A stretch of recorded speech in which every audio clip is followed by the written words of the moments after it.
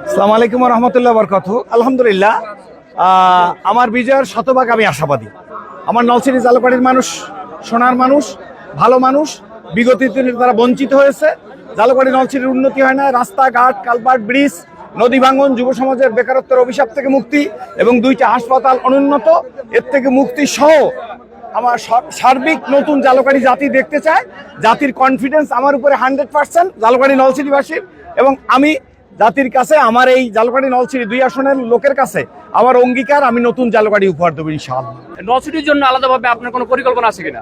আমার নলছিটি জালুকাঠি 2টাই আমার সমানভাবে দেখতে হবে, যেহেতু মানুষ আমার কাছ থেকে ইনসাফ আশা করে।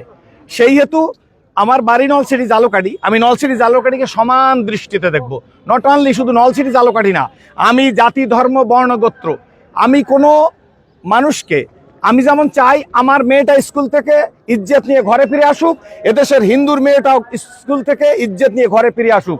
এইটা আমাদের প্রত্যাশা, জাতির প্রত্যাশা। সুতরাং সিরাজুল ইসলাম সিরাজি, আমি যদি নির্বাচিত হতে পারি, জালুকাঠি 2 আসনকে আমি সমান নজরে দেখবো ইনশাআল্লাহ। অবহেলিত যে অঞ্চলগুলো সেখানে একটু বেশি সুনজর দেওয়া, সেটা তো চেইন অফ কমান্ডই এসে যাবে। যে রাস্তাটা ভাঙ্গা, সে রাস্তাটা আপনি দেখেন, আমাদের সোজা নলছিটিতে নদীর পাড় থেকে শ্রীরামপুর আজকের প্রায় 35 বছরের মতো কেউ এই রাস্তার কথা মনেও করে না।